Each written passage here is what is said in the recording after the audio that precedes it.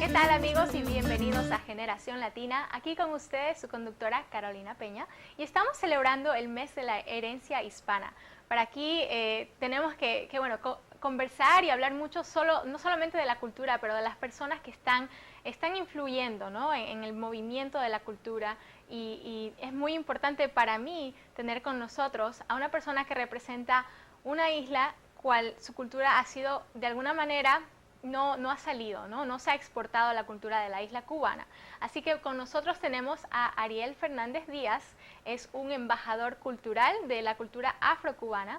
También ha publicado revistas, ha estado en la radio y también es un promotor de los movimientos contemporáneos de la cultura cubana. Así que muchísimas gracias, Ariel, por estar aquí con nosotros. Es un placer tenerte. Y bueno, cuéntanos un poquito.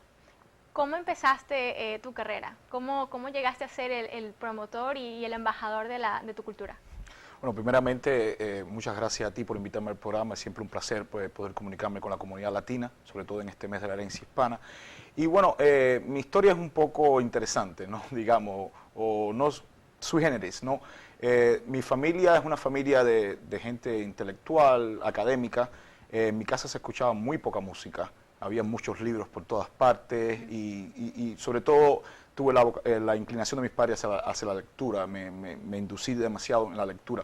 Pero mis amigos en la calle sí tenían más acceso a la música, y cuando yo estaba más en sus casas escuchaba mucha música. Y cuando yo estaba en la transición de lo que aquí se llama el teenager, a los 12, 13, 14, 15 años, la música que estaba sonando mucho en Cuba era la música, digamos, pop de los Estados Unidos, es decir, Michael Jackson, Janet Jackson, Bobby Brown, MC Hammer, Paula Abdul, es decir, toda esta música que estaba haciendo una explosión a través del canal de MTV, se estaba escuchando también de una manera, de cierta manera, underground dentro de Cuba. Y quiero hacer énfasis en una manera underground, es que normalmente en Cuba no existen tiendas de discos de música internacional. Y la única manera en que uno tiene acceso a escuchar música internacional es a través de emisoras de radios de Miami, que se pueden escuchar todavía en La Habana, o si tienes algún familiar o pariente que te puede traer la música desde el extranjero. Nosotros teníamos como que creando un culto de escuchar escondidas toda esta música que para nosotros era excitante y era fresca y era innovativa. Es decir, cuando veíamos los bailes de Paula Abdul, o veíamos los bailes de MC Hammer o hasta de Vanilla Ice, creíamos que era algo demasiado fresco, demasiado auténtico, y entonces mi generación como que trató un poco más de distanciarse de la propia cultura cubana, o de la cultura más autóctoma o la cultura más, digamos, folclórica, creando esta nueva generación de jóvenes que querían un poco como que penetrarse en la cultura global. Sí, y sabes que eso es algo que se da mucho, yo diría, en los países latinoamericanos, ¿no? Que sobre todo jóvenes, o sea, hasta yo mismo, cuando yo crecía y me quería distanciar, ¿no?, de lo que es la salsa y la cumbia y el merengue, y quería adoptar más y más la música americana, ¿no? O sea, es normal. Claro. Entonces, viniste a este país, ¿a qué edad tenías cuando viniste? Bueno, vine hace 5 años, tenía 29 años cuando vine para acá. Y bueno, en Cuba todo este proceso que te estaba explicando anteriormente dio a mi, digamos, al nacimiento de mi carrera, ¿no? Como promotor cultural, como intelectual, como periodista. Es decir, esta generación de cierta manera creó lo que fue los inicios de la cultura de hip hop en Cuba. Es decir, después hicimos la transición de escuchar a escondida esta música y bailar en nuestras casas, a actualmente comenzar a expresar nuestras opiniones y nuestros puntos de vista a través del rap, ¿no? Yo creo que fue algo muy interesante, porque la cultura del rap en Cuba nació en los inicios de la década de los 90.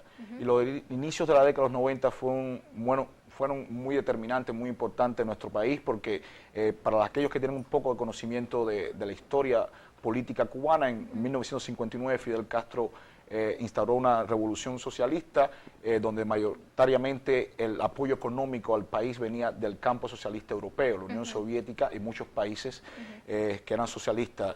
Si algunos recordarán, al inicio de la década de los 90, todos estos países en Europa hicieron una transición hacia el capitalismo y eso definitivamente afectó el país porque todo el apoyo y todo el soporte económico que recibía lo perdió.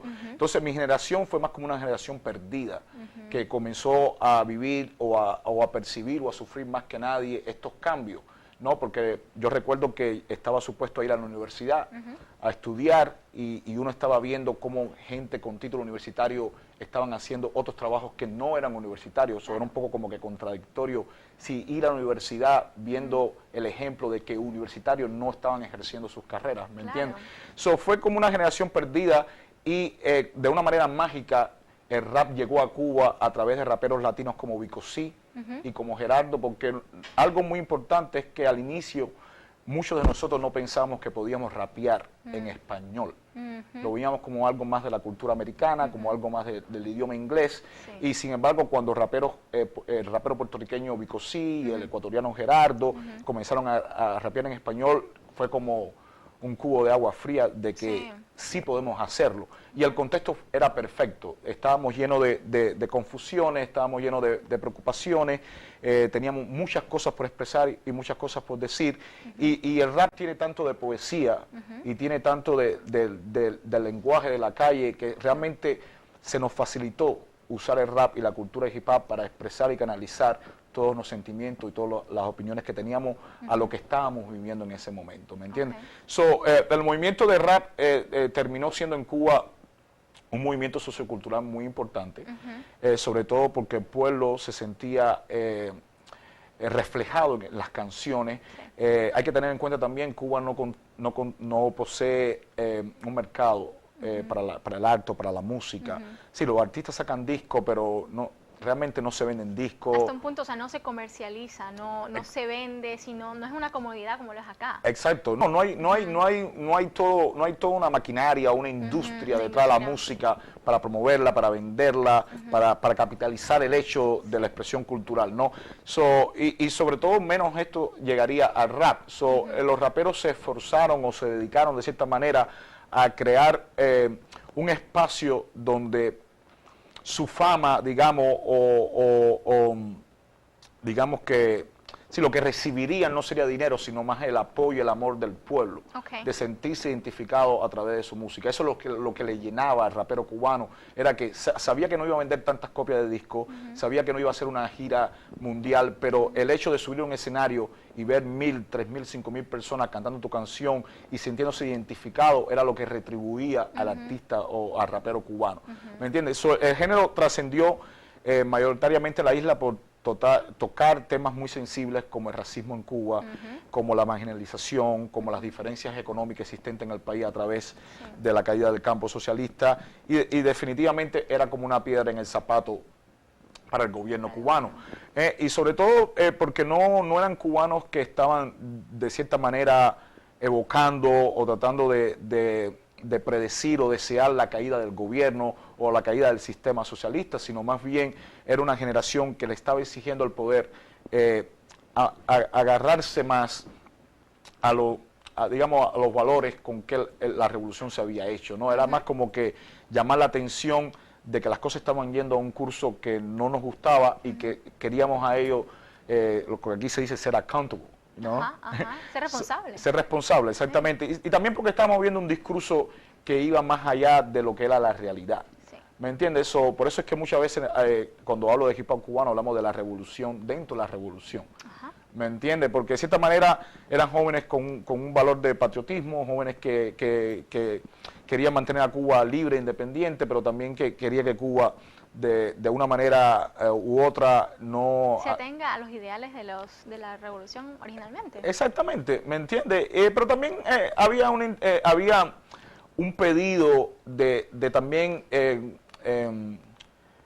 de acercarnos también al mundo, de no ser tan excluidos del mundo, de no excluirnos tanto nosotros mismos y también de ver cómo podemos insertarnos en la economía mundial, cómo insertarnos en el mercado mundial sin vender el alma. ¿Me entiendes? Es decir, también el cubano veía otras cosas que pasan en otras partes del mundo que decimos, pero yo creo que esto lo podemos tener sanamente. No, es la discusión de un capitalismo sano, ¿no? Sí. Explícame, hablemos un poquito más de eso, porque es muy interesante ver cómo los artistas se enfrentan en este en este camino en el que tienen que decidir o sacrificar tal vez la creatividad por poder hacer dinero, por vender discos, y hasta un punto tienen que venderse, ¿no?, a las compañías que los graba. ¿Cómo se encontraba el cubano en ese tiempo? ¿Había interés internacional en expanderlo o no? Bueno, eso definitivamente eso fue un punto de choque para el propio movimiento urbano y de rap en Cuba, ¿no? Es decir, iba en un camino que era más social, era más comunitario, y de momento llegan empresarios que te dicen, tienes talento, creo que puede ser una estrella mundial, creo que puedo resolver tu situación socioeconómica, y eso es definitivamente un conflicto para el artista, y no solamente para el artista cubano, yo pienso que para cualquier artista, sobre todo teniendo en cuenta de que el rap viene de las clases oprimidas. El rap es una voz de resistencia en primer lugar, el rap es una voz de la persona que de cierta manera ha sido dejado a un margen de la sociedad. Y no solamente en Cuba, sino acá también. En los Estados Unidos, por supuesto, y en América Latina, y hasta en Europa. Sí, es decir, yo siempre digo, si nos preguntamos quién es el rapero en cada país del mundo, quién está cultivando la cultura hip hop en Francia, en Puerto Rico, en Haití, hay un sentido común, hay un común denominador. Mayoritariamente son descendientes de africanos, pero también hay blancos y también hay mestizos que son pobres y son dejados a la margen, que también usan el rap como una manera de expresarse, ¿me entiendes? El artista cubano se vio en este conflicto, es decir, poder resolver sus problemas esenciales, existenciales, y yo creo que eso es algo que no podemos perder de foco, ¿no? ¿Me entiendes? Porque ante ser artista, ante ser lo que seamos, somos humanos. Y tenemos necesidades vitales, tenemos necesidades existenciales de casa, comida, ropa, transportación. Y yo pienso, y creo que no hay nada negativo cuando uno puede conseguir obtener